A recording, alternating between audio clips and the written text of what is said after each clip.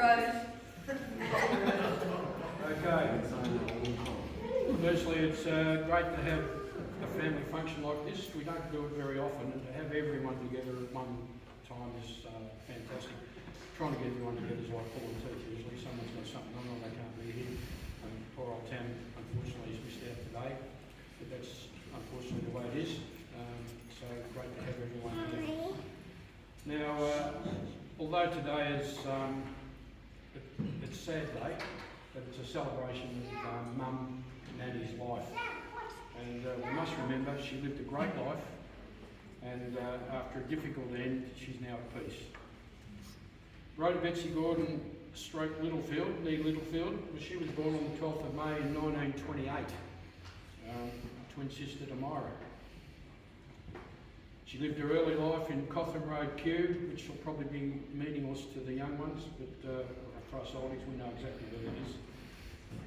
And then moved to Kent Street, Kew after a few years and lived with her father, and until 1957, when Ronnie Boyd sort of half built the frame of the house, I think, and then Ricky finished it off, and we moved there in 1957 to Box Hill, where she remained until 2020, where she had a family. So she lived in the family home for 63 years, which is unbelievable. I'll just add, while Dad was building the house, we used to tell Mum on Sundays he was going up to work on the house. He was actually out playing the house.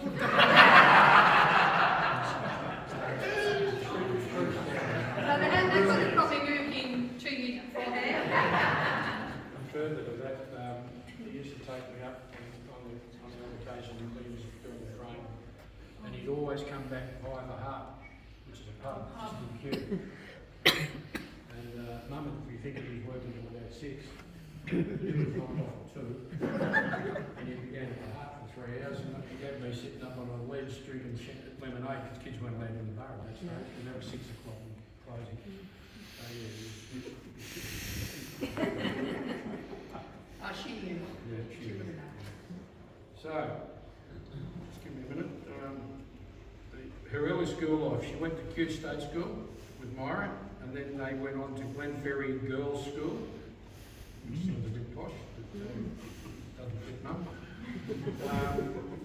And then she left school after what we know as Year 8. So she would have been probably 14 when she left school. And at the end of Year 8, back in those days, you got awarded what they called a merit certificate. Well, Dad, being the Rhoda scholar that he was, he probably went to Year 10. And whenever we spoke about education at home, Ronnie Boy would always address Mum as the merit kid.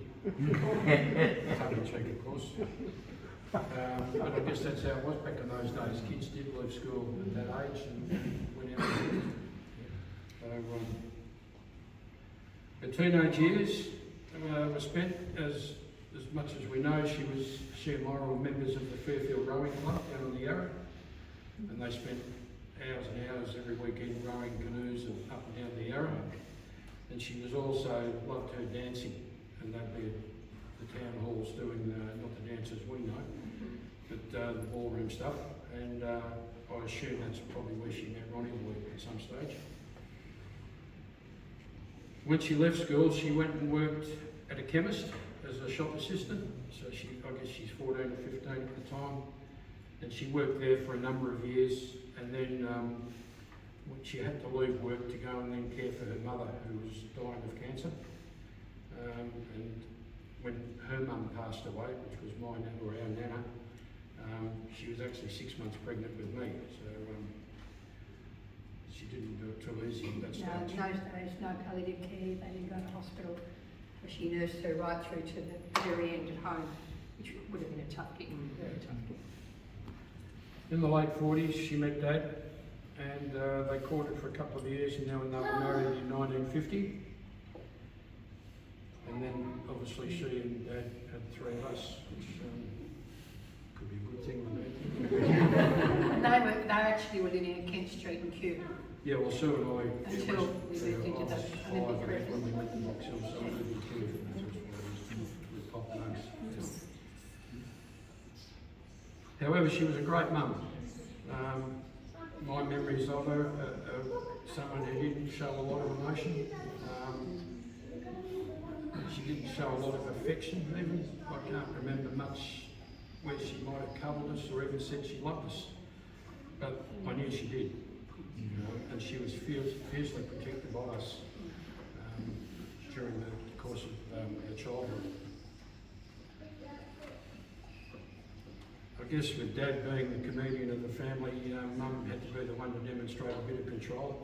Because as I said, she didn't show much emotion. She was always the serious one. I remember Dad saying a few years before he passed that we were talking about raising families and running the home and all that sort of stuff, and he said, well, I wouldn't know. He said, Mum did all that, and she did such a fantastic job. And I can still remember when we were, I don't know, we were pretty young at the time. But back in those days, the young ones wouldn't realise, but Thursday afternoon you got a pay packet, a physical envelope with cash in it, which was your weekly pay. And Ronnie boy would come home and he'd peel off he wouldn't open it. Never guts to open it. He'd open it and then he'd peel off 3 crisp, brand new £10 notes. And I could still smell that money. And he'd hand us each a £10 note. So, there you guys, go and buy yourselves an ice cream. And the £10 is the equivalent of $100 now? Yeah. £10 was really hard ice cream. Yeah. And of course, Mum having the sense of humour that she did. Right, don't be so stupid. And she'd run after us, snatching the tennis back off him. And poor old Mum, you know, yeah, she went ape shit. It was even to the point where, and I can remember this vividly, I don't know whether you guys do, but Dad used to come home from work. We'd never after we were all, you know, married, never went to pubs or clubs, whatever, after work. He came home, had his long neck beside him. He had his one long neck. And this is more about Dad, but I'm getting to Mum. And he loved his tasty cheese. Well, in those days it was coon. The coon cheese. I'm sorry, cheer. No, it's coon. We weren't allowed. Mum wouldn't let us eat the coon cheese. It was too expensive. We had the old craft. Without cheese. So she was, you know, God love her, she was always, and maybe growing up in the Depression and through the wars, she was so thrifty, might I say tight, with money. We grew up in handmade. She made all our clothes. She was brilliant to the sewing machine. Made our clothes. She would do whatever she could to save money. And you know, that's got great. Mark said we've all had the most amazing with all these great memories. Mum, you know, being tough, but gee, it was, you know, it was great. Yeah. But as he said, he would take his weekly allowance, he'd peel it off. Mum would retrieve the £30, and then he'd peel off his weekly allowance for himself and hand the rest to Mum. And from there, she just made sure the bills were paid. There was food on the table. We all had clothes, and I guess as kids, we never went without. But she did an amazing job, and for Dad to say that so late in life was because we had no idea. Yeah, she was just sensational in that area. I guess the other most important person in her life was Auntie Myra, twin sister. They did everything together for 95 years. So, you know, you look around, you've got your own siblings and everything else. Imagine yourselves living that long, doing everything together, all through, even marriage and kids and whatever, they still did everything together. And they were like chalk and cheese, you know. Mum being dour, stoic, no sense of humour. Didn't say much. And Auntie Myra. Maybe that's because she was married to Ronnie Boyd. But Auntie Myra being the complete opposite, always had a smile on her face, was always outgoing, always up for a chat. So, that's what I always said, they were positive and negative. Yeah. And they perfectly suited each other. as kids, I can remember, you know, we'd do holidays with Neil and Kay and Ross and Barry, and we'd jump on the bus, come down to the pool right here, because Auntie Myra lived just across the road there, and Mum would stick us on the bus and we'd get off the bus. Myra would pick us up and bring us over to the swimming pool to swim. So all that sort of stuff, they just did everything together. They were unbelievable. Just bear with me, I've got to catch up here. But yeah, look, it was a unique bond, and I guess, you know, you're close to your siblings, or you hope you are, but their bond was just something I've never seen before anywhere else. They were just phenomenal, and even in the later years, when there was just the two of them, that, you know, Myra would get up to Mum at Box Hill, they'd jump in the car and they'd wander up to Blackbird North Shops or Forest Hill Shopping Centre, and they'd sit there and people watch. Of course, Mum being Mum, very inclusive.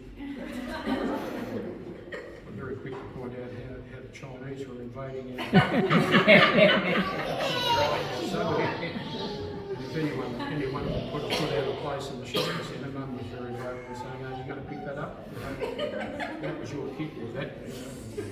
And I think too, with the twin thing, it was lovely when Dad passed away and Mum was on her own in Olympic Crescent, and then, you know, Mum's had some falls and has been unwell, and she was always embraced and taken into the Spencer home up in Tonkin Avenue, and then vice versa after, while Alan was in the nursing home, and Auntie Myra was in hospital a few times and had to come back and was there at Olympic Crescent with Mum, so they always had each other's back and supported each other through thick and thin, and it was, it just made life so much easier for all of us to know that they had that support.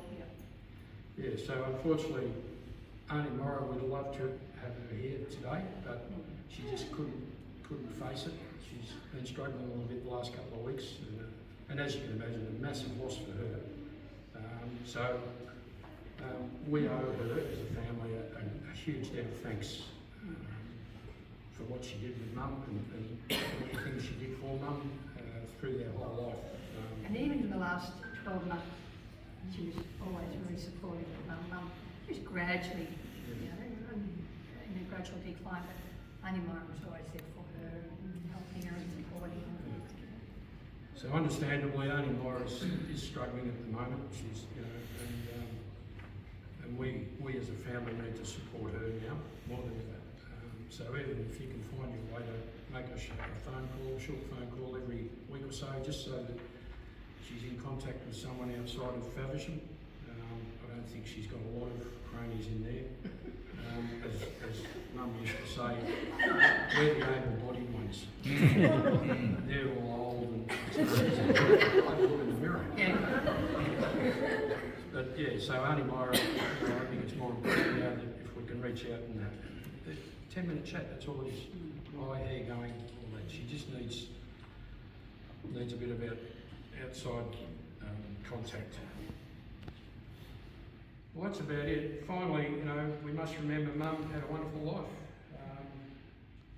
She was loved by us all. So, rest in peace, Mum. Ronnie boy, hell.